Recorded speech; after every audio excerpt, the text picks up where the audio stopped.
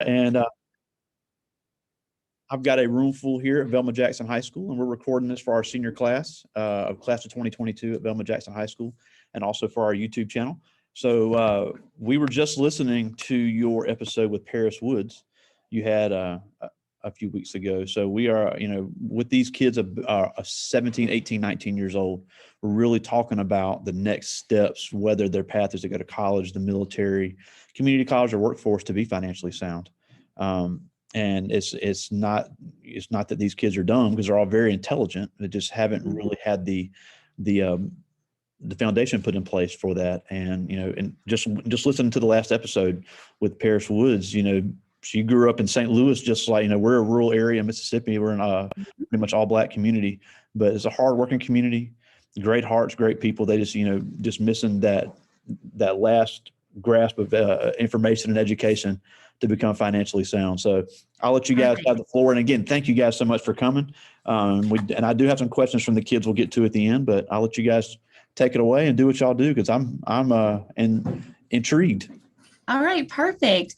Well, everything that you're saying, that's exactly what we want to reach today with you all. We want to talk about how can you achieve financial success as you're graduating from high school, because it may not seem like it's important once you're right out of high school, like what you're doing with your finances, but really that's a pivotal point in your life, is those couple of years right after high school. So I'm going to go ahead and share my screen with you.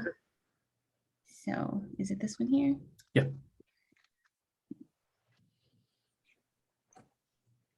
This one here? Yeah. All right. So See it. You see it? Perfect. Awesome. All right, so the focus of our discussion today is how can you achieve financial success after graduation? And that's where a lot of you guys are right now. You're about to graduate from high school, and this is information that you can take right now and start using it immediately. So Mr. Pygott specifically asked us to talk about the importance of financial literacy and careers in finance, and we wanted to make it really personal to the stage of life you're in right now. So that's what this is all about today. All right, so really there are just two keys to financial success that you really need. One is making money, and the second one is managing money. And if you know how to do both of those things, then you can set yourself up to be successful for the rest of your life. Absolutely. And so today we've got two main objectives: to look at how do you make money and manage money effectively. And then we want to identify some of those higher paying careers in finance and see how that can affect your finances as you are deciding on what career choice you want to make. So a little bit about us before we get started. We are a husband and wife team. I'm Natasha, and I'm Damian. And we create a podcast, as you all know, called Black and Brown Make Green. And it's a play on us and what we want to do. I'm Black, he's brown. And our goal is to make green and to also help others in our community and beyond to do the same. And we really saw a need to create this podcast because we learned that for Black people, what is it called? For Black people, like, our net worth is trending down to zero by 2050. And then for Latinos, it's trending down to zero a couple of years after that. And we were like, well, how can we reverse that trend? We don't want to see people losing wealth. We want to see us thriving. And so that's why we created our podcast. And so we have two kids, two boys, and we live in Austin, Texas. And I am a former elementary teacher. I taught elementary school and was an instructional coach. And then Damian is still working now. Yeah, I'm a software engineer. I work on mobile apps. And the app that I work on in particular is called Trello. So it's a pretty popular app.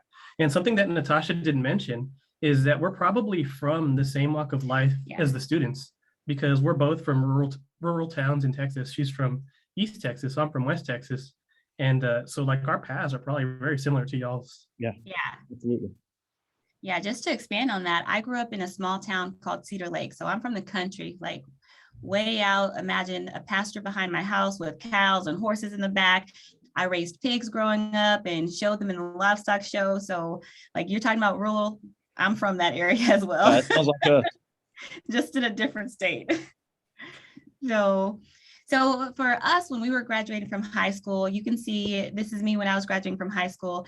And my plans were to go to college once I graduated. I knew that I was going to college and I didn't really know what to major in when I was deciding to go. And my mom always said, well, you can always get a job as a teacher or a nurse.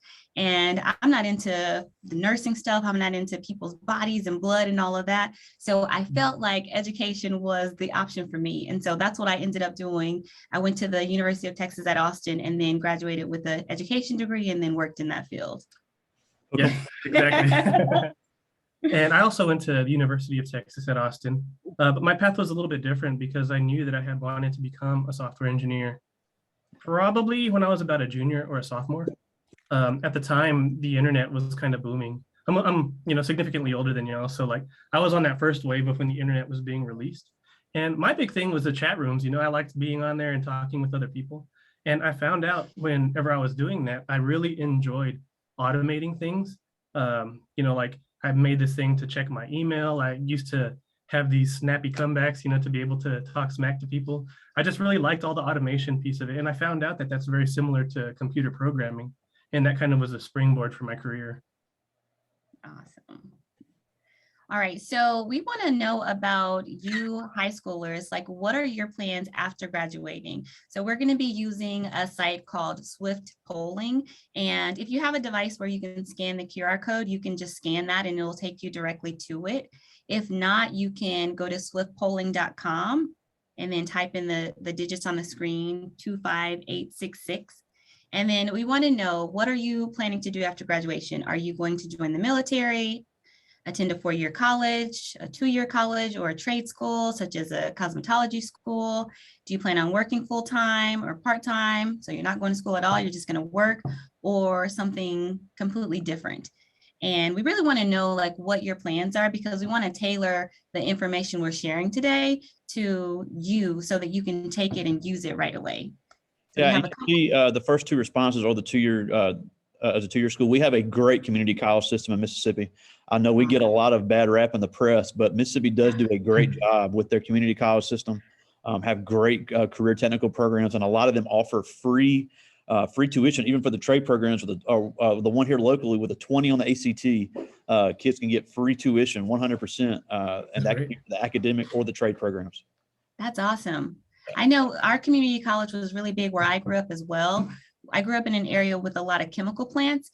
And so a lot of people went to the local community college to get their instrumentation license. And then that way they ended up working in the chemical plants down there. So, there's nothing wrong with the community schools at all. So it sounds like Mississippi has a great one as well, or several great ones. Yeah, that's one thing that Mississippi does do a great job on. We have a great community college system. All right. So we might have a couple more people, submitting their answers in a little while, but we're going to keep going on, and we're going to focus on those of you who are in college, some of the ways to fund that. And then those of you who are planning on working full time, we'll talk about how can you manage your finances as you're moving into your first job. All right.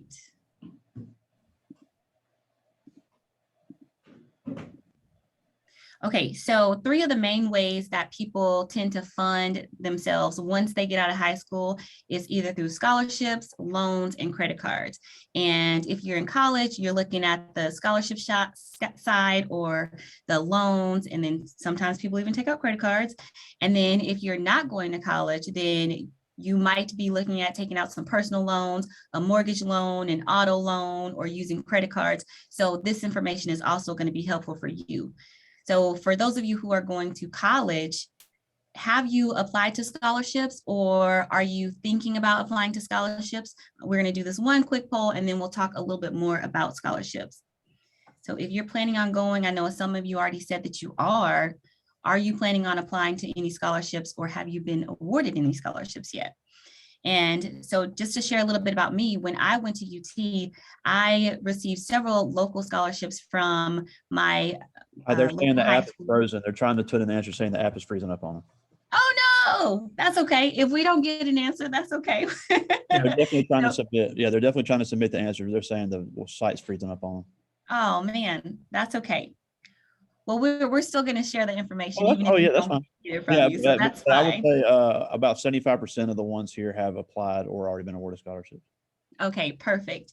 So if you can get a scholarship to go to college, that is the best way to do it, because it's basically like somebody hands you an envelope full of free money. Absolutely. And and you don't have to pay taxes on that money. You don't really have any stipulations on that money, except to use it to fund your education.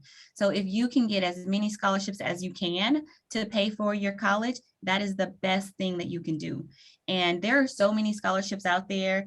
What I would suggest is, if you don't have a full ride scholarship, keep applying for more. Like, there are very specific scholarships that exist out there.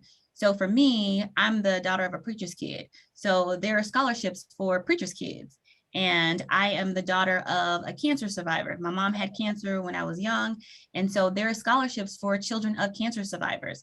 So whatever your situation is, try to search really specific for those scholarships, because if you can graduate with college without any debt, like, that's going to put you so far ahead than a lot of other people. And I don't know if you all have been reading in the news about the student debt crisis, but most people are graduating with $10,000, $20,000, $20,000 of loans just from going to college. And so if you can avoid that, like if you can step out of college and be debt free, like that would be the ideal situation. And then, all right, so we'll move on to loans now, because if you don't have scholarships and you still don't have enough funding to pay for your college, then you're probably going to be looking at a loan if you don't have parents or somebody else who can support you in that endeavor. And so thinking about a loan, this is any type of loan: car loan, a house loan, a student loan. A loan is basically a contract.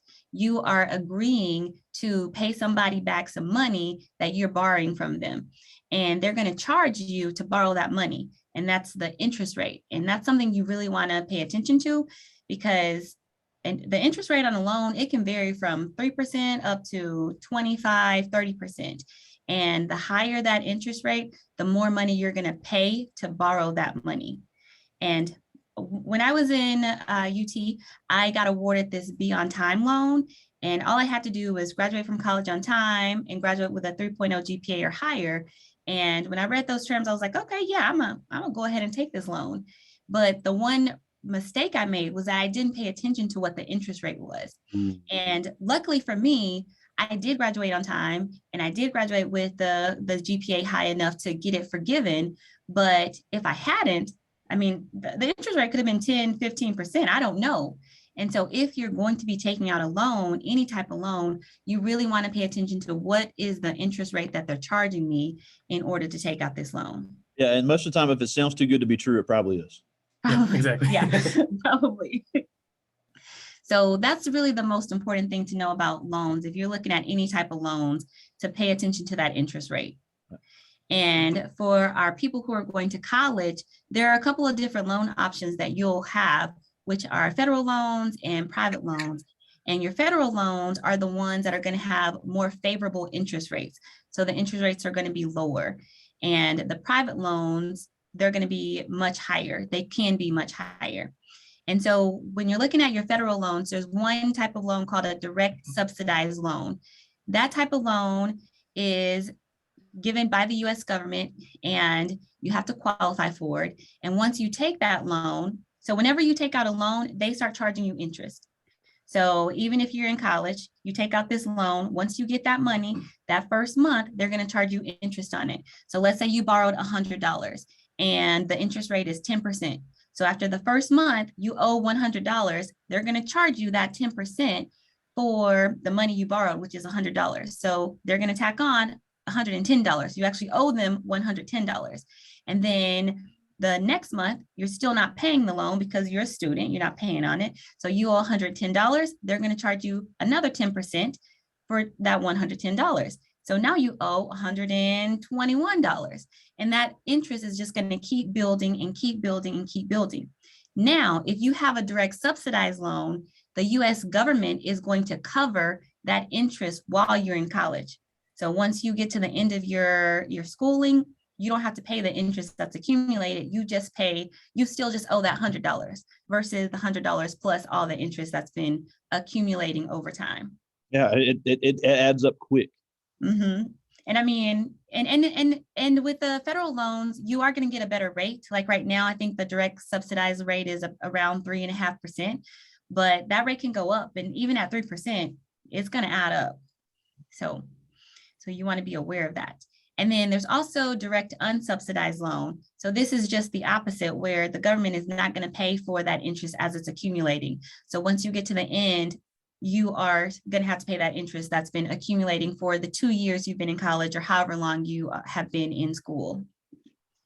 And then the third type of federal loan is a direct plus loan. That's one that really your parents would have to take out for you, but it's also going to have a higher interest rate. So if you had to take out a student loan, the best one that you'd want to do would be the federal loan and the direct subsidized, which is a type of federal loan. Yeah, and just to add to that, and I know I'm on the outside looking in here, but I think it's pretty obvious that a lot of these like on the private loan side, they're really preying on the Hispanic and Black communities. Mm-hmm. Because they're so, for so long, a lot of people in those communities were not able to go to college. So they're like, these families want their kids to go to college, and rightfully so, because, they've earned that right, but they're not educated in how it's paid for. So like, again, if it sounds too good to be true, it probably is, but it's just a lack of education and knowledge. And I think it's important for anybody watching now or later for these young people to understand that don't just sign up for something just because you want the fancy degree. Yes. It is an absolute pandemic, and what they're charging ought to be criminal. Personally. I'm glad you said that, because it reminded me that you want to think about what's the ROI, or the return on investment you're getting. So if you're taking out a loan for college, if you're taking out $100,000 in loans, but you're only going to be making $30,000 a year once you graduate, that's not a very good return. So you want to keep, if you have to take a loan, keep it to a minimum amount. Only take out the amount that you need in order to pay for those expenses. Don't take out a loan and be buying clothes and shoes and doing all of this other stuff. Like, you want that money to be the least amount you can take out and use it for only the essentials. Yep. And then your private loans, like you were mentioning earlier, those are going to have a higher rate. So with the federal right now, it's about 3 to 6% for the 3 types that I talked about. With the private, those can range right now from about 3 to 12%. So it's a big difference. Okay, so just to kind of show you an example of what this looks like if you take out a loan. So on here, we're thinking you're going to graduate in 2 years, and you are thinking you need $1,000 each year in order to cover your expenses. And the loan term, that's just how long is it going to take you to pay it off, 10 years. And then the grace period of 6 months, that's just saying how long do you have until you have to start paying back on the loan. So typically as a student, once you get a student loan, once you graduate, they don't make you pay it right away. They give you a grace period so you can get a job. Normally it's about 6 months. And then once that 6 months is up, then you need to start paying on that loan.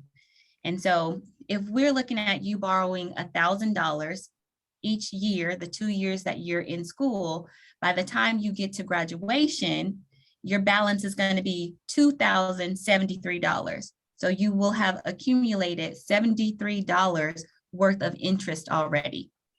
So, and this is at the 3% rate. So that's at that federal loan rate, you would have accumulated about $70 in interest on a $2,000 loan. And just to give you an example of how it changes, once you get a higher interest rate, if you got an interest rate of about 6%, you're going to see the balance after graduation, $2,135. Yeah, so and it jumps from very small just to make it easier to understand, because usually we're looking at 10, 15 times more on the amount of money here. Yeah, but you're not always taking out that much, especially if you're going to a 2-year college, then you may just need $1,000. And so you can still see that it's double the amount. $135 is the interest you got at the end of that loan. Wow. So remember, with your federal loans, if you have that direct subsidized, you're not going to have to worry about that interest, that 135 or the 73 from earlier, because the US government is going to pay for that. There's a department that pays for that. But if it's not, then you're paying for that interest yourself. And if it's a private loan, the rate is going to be even higher. And one of the important things also is to understand how to use these calculators. That's the thing that's reflected on the left in the gray. And, you plug in the numbers and you can kind of see how it plays out. And, like as you're going into these agreements, as you're entering into these contracts, start entering the numbers and see how it plays out, because you can actually see what the result is of your decisions. And it's good to know that beforehand rather than Absolutely. be surprised like Natasha would have been if she had, taken not been on time with her Yeah. graduation. Yeah. Yeah, so I mean, this is just a student loan projection calculator I found online, and they're available to help you figure out, what are you looking at once you get to the end of that loan. All right, Damian, you want to share about fixed versus variable loans? Yeah, so there's two kinds of loans. There's the fixed rate loan and the variable rate loan. And I'll start with the fixed rate loan because that's a little bit simpler to explain. What the fixed rate loan is it's an agreement that you enter into. And it's stating that you're going to pay a fixed amount of interest for the lifetime of the loan. So, if you have a 10-year loan, you pay the same amount all the way through. A variable rate loan is a little bit different because you don't pay a fixed rate, you pay a variable rate, and that rate is determined by some other metric, some other index, and it's tracking something. So understand what it's tracking and understand that it does, fluctuate up and down based on, certain economic factors. So, those are two important types of loans to understand. Yeah, and for student loans, you won't probably see variable loans. You'll have a fixed rate. So like you'll have a 3% interest on your loan for the course of however long you're paying that loan off. But if you're getting into a home loan or a car loan, there may be an offering of a variable loan, or maybe some of the private student loans might even have a variable rate. And so they might say, oh, we're offering you a 2% rate. But then what they don't tell you is that within a month, that rate can change and go up to 4%. And then it could go up to 6%, or it could go down. And so with the variable loan, you don't really know what you're getting in terms of how much you're going to owe over the course of that loan, because it can change so much. And so that's important to know if you're looking at taking out any loans. All right, and then the last way that a lot of people fund their lifestyles, fund college, is through credit cards. Yeah, I feel you on that. Credit cards are not the way to go, especially if you are a student and you're not going to be paying those credit cards. And not even if you're just a student, if you are an adult and you are living your life and you're not able to pay that credit card off at the end of the month when the bill comes, then you shouldn't be charging on the credit card. Like if you're going to have a credit card, you want to be able to pay it off each month. Credit cards have some of the highest interest rates out there. They can range from 0 to 25%. There's really no regulation on it. So it can go as high as the credit card company decides. And I was reading recently that last year, the average credit card interest rate was 16%. And so we saw the interest on $2,000 at 3%. So just imagine the interest of $2,000 on $2,000 at 16%. Like that's a lot you're paying for whatever it is you're purchasing. Yeah. So you're charging on your credit card for some shoes or for school or whatever it is, you're paying a much greater amount than the $200 that the shoes cost, or the $2,000, because they're tacking on their fees of 16% whenever you're doing that. And then the other thing to know about credit cards is they'll have a minimum payment on your statement, because they want to keep you paying them for a very long time. The way it's set up, if you only pay that minimum payment, it's going to take you 3 years to pay off even like $1,000. If you charge $1,000, it's going to take like 3 years if you stick to that minimum payment schedule. So you really want to try to have the money to pay a credit card off in full.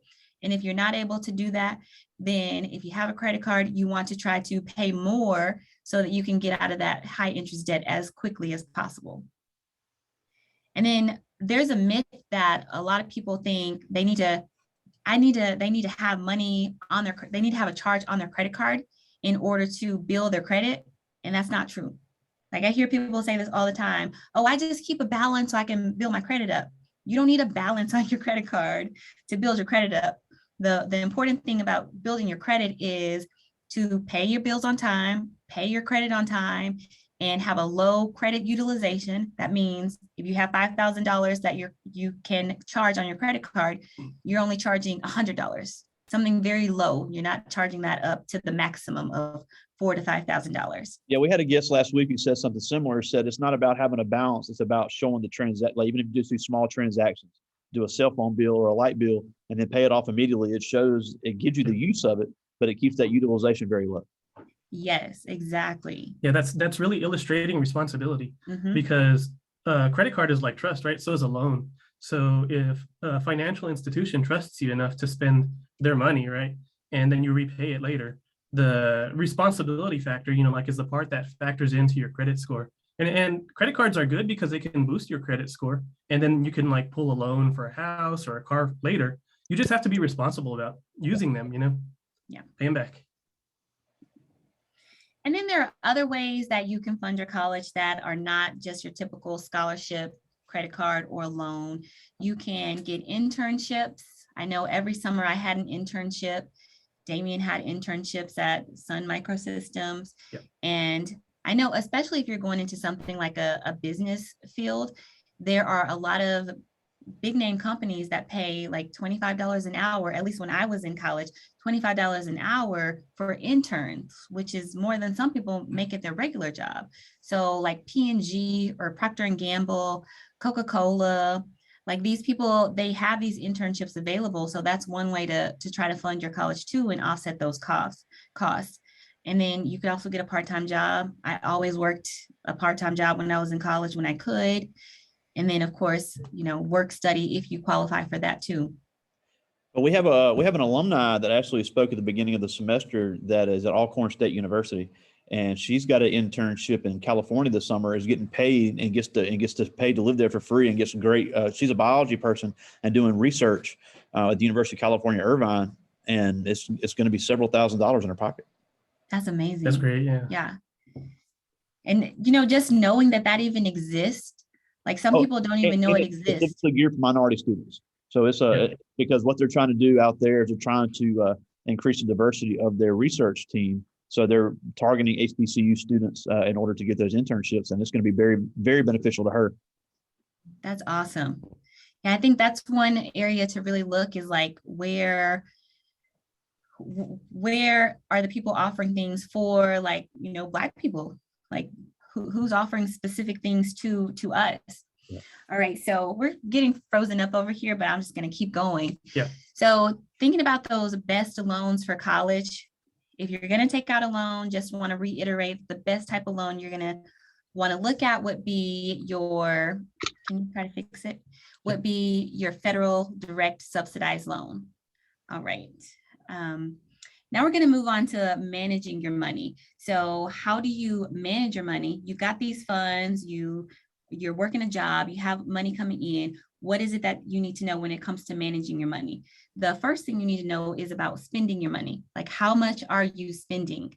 How much are your expenditures? So that's housing, food, gas. And you'll want to like really track this stuff and write it down so you can see what's the minimum amount of money I need to make each month to be able to support myself. And once you know that, then you can build a budget around that. So you need to know what are those minimum expenses. And then from there, you want to start saving. You don't want to just spend every single dollar that you have coming in. You want to try to save at least 10% of that money, or even just $10. Start small, $5, $10. It doesn't even have to be 10%. Just start small. I'm going to put $5 each month into a savings account, and I'm going to build up this emergency fund. A lot of people get into a situation where their car breaks down, or some emergency happens and they don't have the funds to pay for it. And then that's when the credit cards come out. And that's when you get into that cycle of just building on debt. And if you can plan for that before you get to that emergency situation, then you're going to be in a good position. And so you want to save, and then you'll want to make sure that you are doing an emergency fund of about 3 months of your expenses, 3 months of those minimum expenses you need to be able to afford. Can you see the screen at all? You can see it? Okay, perfect. I'm going to go ahead and make it large here. So we'll click over here. So we talked about spending, saving, and then the last thing is investing. So sometimes people stop short at at the saving part. But if you want to really become wealthy, the investing part is what we're missing. A lot of Black people, a lot of brown people, we're missing out on investing. And that is how people make their money, is by investing in assets. And so you can see our Drake meme up there. And we've got Bitcoin. A lot of people want to go into Bitcoin, and they want to go into Dogecoin and all the crypto stuff. And, you can play around with that if you have some extra, a little bit, but you really want to focus on the stuff that's more tried and true, that has some history behind it. And that's going to be your stock market investments. That's going to be investing in real estate, renting out duplexes and things like that. And when you're talking about or thinking about investing in the stock market, we would tell you to look at index funds. Looking at index funds is going to be one of your easiest ways to get into investments, not take on too much risk. Sometimes we want to go directly for stocks like the Apple stock, the Facebook stock, and those are good companies, but they also have the possibility of failing. And if you invest only in one company like that, then if the company fails, you're going to fail. If the company does well, you're going to do well. But if you invest in an index fund invests in many different companies. And so if some of those companies aren't doing so well, there are other companies there that are doing well to try to keep you growing your money. And so index funds like the S&P 500, the total stock market, those will be some places to start to invest into the stock market. Okay. All right. So getting into investing, let's talk about an investing scenario. So we have two people. We've got Marcus, who's 25, and he starts investing when he's 25, which you'll be 25 in a couple of years. And he contributes $10,000 a year for every year until he turns 40. So at $10,000 a year, that's about $800 a month. And then once he gets to 40, he stops contributing. So over that portion of time, he contributes $150,000 into the stock market. He's investing in his index funds. And then we've got Andrea, and she decides to wait until she's 35. And she's going to invest the same amount as Marcus, $10,000 a year, about $800 a month. And she's going to do it for 30 years until she retires at 65. And so Andrea is going to invest $300,000 over 30 years. So we've got Marcus. He started at 25 and he invested a total of $150,000 over those years. Andrea started at 35 and she invested $300,000 over those years. So who would you expect to have more once they reach the age of 65? So they're investing in the stock market and this money is growing over time. Do you think Marcus is going to have more at the age of 25? Or is Andrea going to have more, who started investing at 35? And I know that our polls were like freezing up on us, so that's okay if we don't get any answers. We'll just jump right into the slides to show you what actually happens. But you can think about it in your own mind of who do you think is going to have more, Marcus, who invested the $150K, or Andrea, who invested the $300K. All right, so we're going to take a look at Marcus first. So this is Marcus after 15 years, and he's done his $10,000 each year for 15 years. And at the end of that 15 years, he's going to have $150,000 that he put in and $96,000 that he's earned. So his portfolio would be worth $256,000. And we're assuming he's getting a 6% rate of return. So when you invest in the stock market, the average return is about 7 to 10% over the past 100 years. That's been the average rate of return. Wow. So for Marcus, once he's invested for 15 years, he's going to be at $256,000. So Marcus stops investing right now. And then he lets that money sit until he gets to retire at 65. By the time he gets to be 65, Marcus is going to have $1.1 million. Wow. The 6% return. And that's with him not investing anything once he hits 40 years old. So thinking about Andrea, she invested $300,000 starting at 35, and she invested all the way to 65. When she retires at 65, Andrea is going to have $848,000. Wow. So the importance of investing early, like you can see it right here. Mm-hmm. Andrea invested double the amount Marcus did, getting the same rate of return as Marcus did. but she still ends up with less because she started later in the game. So if you can start early in the game with putting your money to work for you, then you're not going to have to work as much yourself as you get to an older age. So that's something to be thinking about as you're making your money, as you're deciding what to spend your money on. Like, this is hopefully a compelling reason to save enough so that you can start investing. Yep. Okay, so the last thing we wanted to talk about is how career choices can affect your finances. And there are certain careers that can help propel you quicker and faster and more because they just make more. And so for me, I started out as a teacher, and my first year teaching, I made $40,000 a year.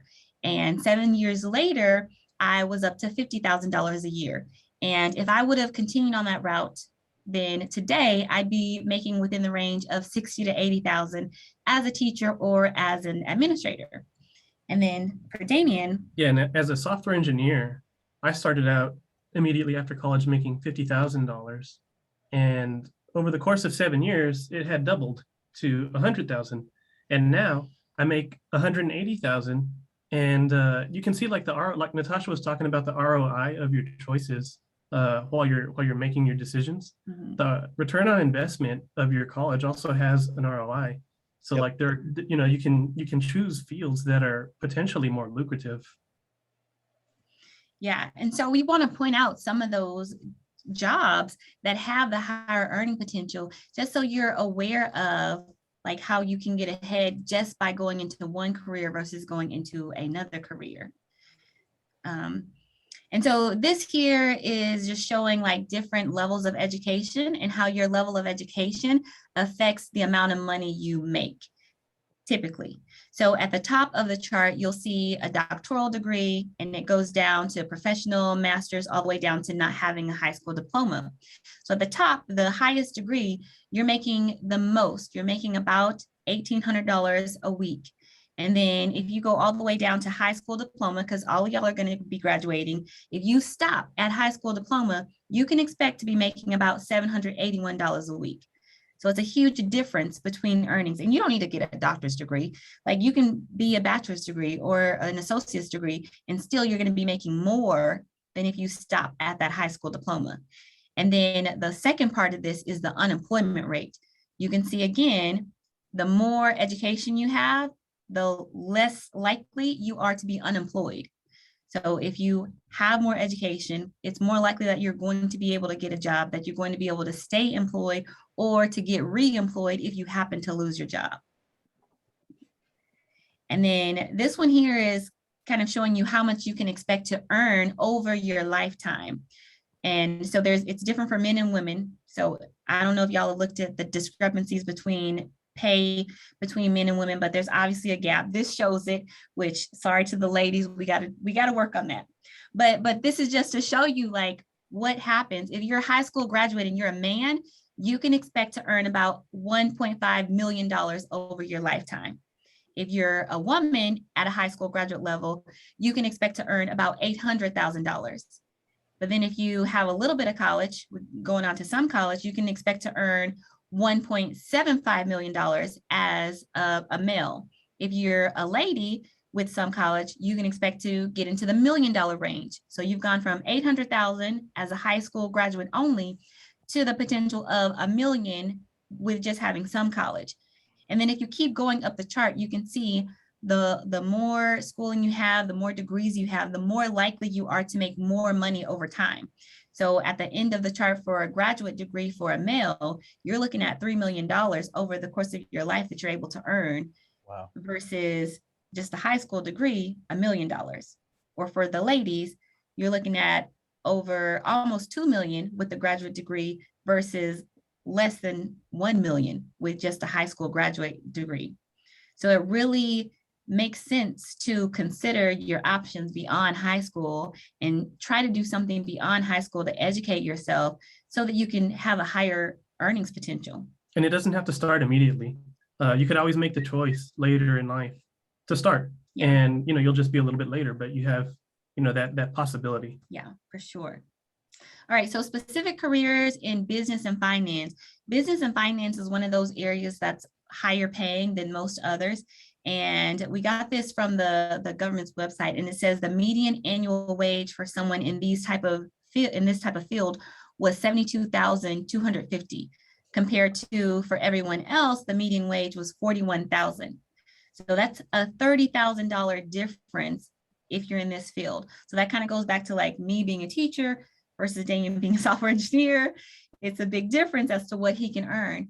And this is not to rag on teachers or to any of the career options that are lower paying. That just means if you go into a lower paying field, you have to be much better at managing your money, and you have to really be good at budgeting and saving and investing, and think about creative ways to make those earnings to get to that wealthy stage. All right. So looking at different career types for business and finances, certified financial planner, that is one of the highest levels of planning in the finance industry. That's a career that you could look into. Once you have your bachelor's degree, you could become a certified financial planner. Accountants, I have a friend who was in accounting when I was in college, and he was looking at an $80,000 salary when he first got out of school versus me looking at $40,000. So, it's a big difference depending on what career you choose. And then just some of the other options are like auditors, budget analysts, claims adjusters. These are people who work in insurance, or they do projections for different companies on what their finances will be. Loan officers, human resources division, property appraisers. I know for me, I didn't know what a lot of different job options were out there. So like, this is just a good list for you to see, these are some options. Yeah, and the thing about finance is that, and these careers, is that every company is going to be hiring these people. So like, we have a big Nissan production plant here right down the road, and yeah, they produce cars, but they also have a finance division. They are not automotive specialists; they are finance specialists. So every single company is going to be looking for these because it's always going to be in demand. Every business is going to have people to manage their money. Yeah, your marketability is going to be high with this type of degree. You can go anywhere with it. And then the other thing that I want to mention, which is not really related to the career type you choose, is the importance of networking. Yes. Like if you're going to college, if you're going to the military, wherever you're going, even in high school, network, connect with your teachers, connect with other students, connect with other business people, because those people can open doors for you that you would never even know. Like for Damian, the place of where his employment right now, he was referred there by someone who worked there that he worked with before. Yeah. So if it wasn't for that, his salary may not be what it is today. It wouldn't be. So yeah, for all the people that y'all bring to talk to you in these presentations, reach out to them, ask them for help. Don't be scared. Like there are many, many people that are willing to help you along in your journey. Don't be scared. Don't short sell yourself in life. Everybody gets help somehow. Yeah. So go and ask for help. All right. Just to wrap it up, a high salary is great, but a high salary is not the end all be all. You also need to try to remain debt free. There are lots of people who make a high salary and they are drowning in debt. So try to graduate debt free and budget to avoid high interest debt. And then spend based on you. Don't fall for comparing to others, keeping up with the Joneses. I know it's real hard with Instagram and everything today to be like, oh, well, that person's going to Cabo or wherever, but do what you can do within what you have. Don't try to meet what other people are doing, because you don't know what's really going on behind that screen. Yeah, the saying is we spend money we don't have to buy things we don't need to impress people we don't like. Exactly. And you don't need to do that. And then try to save and invest. If you can do 10%, do it. If you can do $10, do it. Yep. And then track your expenses, have that emergency fund. And this right here, I wanted to share with you because I learned about it earlier from a former student of mine. Third Decade provides it's a free financial program. They pair you with a certified financial planner, and they work with you on your budget, on managing your finances. They have a couple of courses so that you can know how to budget and all of this. And it's absolutely free. And it's only available for 18 to 35-year-olds. So like, you guys are in the prime for this program. I would definitely recommend you look into it and apply for it. If I was 18 and I knew about it then, I would have done it because it is really great. I had an episode about this with Nikita Wolf, so I'll definitely. Yeah. So I heard about this, and they'll definitely get the information. I agree. Great program. Cool. Perfect. And then just to wrap up, spend wisely. You're going to spend money, just do it wisely. Be smart about it. Save intentionally, and then invest in those assets. Don't just spend all your money on things. I'm going to stop sharing now. Yeah, we'll stop sharing our screen. Perfect. Cool. Well, that was incredible. But I do have some questions from the students. But I want to know what inspired you guys to get into this, because obviously you both have different backgrounds, but what inspired you guys to start working together to do this and start making a name for yourself? We've always wanted to do something. We've tried things in the past, like we came up with some modern mingle, like a speed dating thing. It didn't work out. A lot of things didn't work out. Yeah. And then just like we saw the trajectory of how our finances were improving, and then we see people around us in our friend group, in our family group, who are struggling. And it's like, we don't want to be the only ones doing well. We want everybody else to come with us. And so this is our way to kind of give that information to our friends, to our family, and to anybody else who needs it. That's awesome. It also scratches an itch for us too, because I used to dabble in music production. Cool. So the creative aspect of producing a podcast, on the back end, like the part that you don't see, there's a lot that goes into it to make it sound, the way it sounds, the layout of the show, the format of the show. So like there's a lot more difficult than people realize. Yeah. And I'm sure you're very aware, like having all these shows and actually filming them. But there's this whole creative aspect to it that, just kind of scratches that itch for us. That's awesome.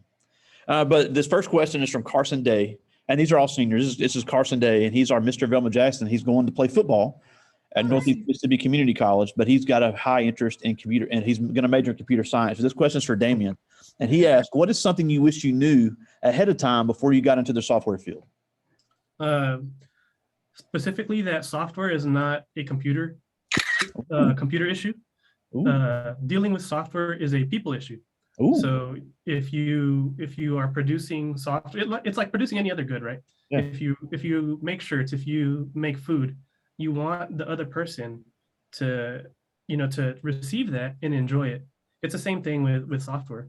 There's a lot of technical, there's like a huge technical aspect to it, and you have to grow that over time, right? But in the end, don't lose sight of the fact that you're creating something for a human being, a person on the other end to consume.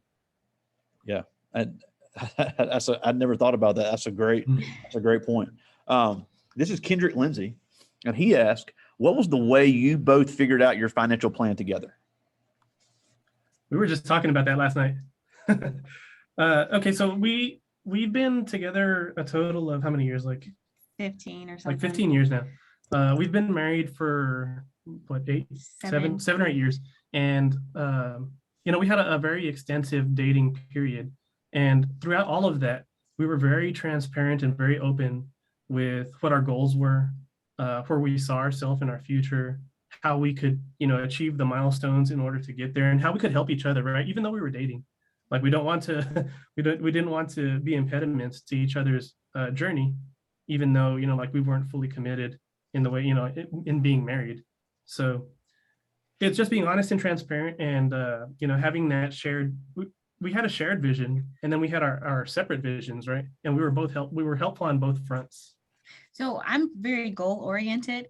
And so it started with just us having conversations, like he was saying, like he had this bank account, this credit union he was using. And at the time, they provided a 5.01% interest rate on the checking account. And he was like, hey, you should really use this account because you can get a lot more money earned on your account. And so just starting with those conversations, and then we started writing down our goals. Like the first goal was to buy a house. So we wrote down, okay, we need this much for a down payment. We need this much for an emergency fund. And then we have also read some different books together. We read the Boglehead's Guide to Investing. We read the Paris Woods book that you all listened to earlier that we talked about. And we use all the information that we've read to create a plan of, okay, where do we want to go with our lives? What are our goals? Like, when do we want to retire? All of that kind of stuff. And also, whenever we started dating, Natasha pulled my credit report. I'm just like. Gotta make sure that credit's right. And that actually leads us, that's a great segue to this next question, because again, I'm no relationship expert, but that does make sense. Relationship decisions can be financial decisions, because if you marry somebody that's got a sketchy financial background, that can reflect on you. So this is Shemaya Archie, and she goes, she asked, do y'all ever find it stressful to agree on financial topics? I don't think we've ever personally had a lot of stress around that. We've had differing opinions, but they've only been like slightly different. Like we're from a very similar walk of life. We're small town people. We're simple. I mean, like, this is my work uniform, right? My t-shirt and jeans. So like we're very simple, and we're both kind of along the same mind frame. So I don't know if we've ever had any really tough discussions about finances. Yeah, we have very similar goals and like approaches to how we do things. So we haven't had a lot of stress.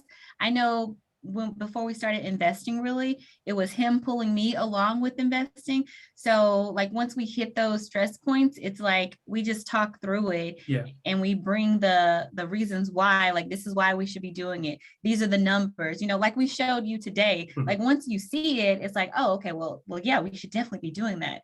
So it's really about just understanding the numbers and then understanding the goals and then using that to get to a point of agreement. And being open too, like there's the part of a relationship where you're stating your desires and you're saying your side, but you have to be open and understanding of like where the other person is in their journey. They might not be at the same place in their life as you. So, you have to be willing to be okay with that. Be okay with that, yeah. And be supportive through that. Now, this is Isaac Thomas, and this is a great question. And he asked, when do you decide to start putting more than the 10% aside to save every month? Whenever you can. Yeah, as early as possible. Whenever you can. If you're already saving 10% and you have extra money that's just sitting around, then you think about what do I want for my life? Like for us, we're working on retiring early. So we save, like last year, we saved over 50% of our income. And so whenever you are at a point where you can save more, then do it. Like, why would you spend it? Yeah, we've been slowly ratcheting that up too. We get a raise and we don't take that money and spend it. We don't go on a different kind of vacation or anything. We start investing it. Our goal is you saw those graphs, right? Where the tail of the graph shoots up. We want that shoot up, at the end. We don't want it to be that, like sort of stagnant, flat line. Absolutely. So that's our goal, yeah. Yeah, and then little stuff like if you have a job where on a retirement, if they're matching anything, you're absolutely crazy to put in anything less than the max. Yeah, exactly. That's free money. And then and Mississippi has a pretty good deferred compensation program. So even if you're putting $50, $100 in there every month, it's gonna add up. The compound interest is gonna add up over time. So it's not gonna be millions, but it'll be a pretty good amount. So little things like that are things that especially for the ones that don't want to go to college and want to start working. Start thinking about that now. And then, you can start doing that at 18, and you can get life insurance very cheap at 18. That doesn't mean you're going to die when you're 18, but you're going to be paying a lot less for it every month when you do have the family to make sure they're set financially. So it is very small things like that. And we appreciate you guys taking time for us today to go over this stuff, because it's like we said, we're a rural community, and these kids are 6 weeks away from graduating from high school, or actually 5 weeks now. But we're almost out of time, and thank you guys so much. But before we go, you said yourself that you similar backgrounds, rural, minorities, middle of nowhere, and we're not too far middle of nowhere, but we definitely had the cows and the horses up here, up here in Madison County, Mississippi. But everybody that's here with me now and everybody that'll watch later are all rural young Black kids in Mississippi, not too far from Texas, but yet you guys are making great financial decisions. You've made great careers and a great family. So what can they do, even, no matter what their path is here in the next few weeks? What can they do to be just as successful as you guys have become? Figure out their goals. So go ahead and start thinking about your goals right now and write those goals down and try to get as specific as possible. So then once you graduate, you can go ahead and start achieving them. So if you're going to be working, okay, how much do I want to try to save from the beginning? Like, what do you want to do? Like, if you're going to be going to college, When do you want to graduate? What do you want to do after that? What's your path? Like try to chart a path out for yourself. And let me add on top of that too, because I have a sort of different suggestion. It's find a mentor. Find somebody that is in the position you want to be, 5 years, 10 years. Find someone, ask them how they got there. Ask, pester them, right? Like be the little brother and, nag at the big brother, right? Ask them how they got there. Ask them what kinds of decisions and what kinds of things they did right, what kinds of things they did wrong, because it's really other people, like when Natasha was telling you that someone got my foot in the door of my current company, those kinds of things can be crucial to your success in life. And there's, no shame in having somebody help you. Like you don't have to do everything yourself, and you shouldn't do everything yourself, because there are tons of people that are willing to help you. Yeah. So good. All right, so before we go, guys, blackandbrownmakegreen.com. Tell us where to find the podcast, social media, all that stuff. Yeah, you can find it everywhere. It's Black and Brown Make Green. We're on Spotify, Apple, Instagram, Facebook. And, feel free to reach out to us if you have any questions. info@blackandbrownmakegreen.com is our email address. Yeah, great stuff. And you've had some great guests on there. So it's very well put together. So I've enjoyed it as well, listening to it myself. And I'm not black or brown. I think it's good stuff as well. Thank you. All right. Well, it's great to meet you guys. Thank you guys so much again. You guys have a great day. I'll talk to y'all soon. All right. You Same too. here. Bye. Bye-bye. Yeah.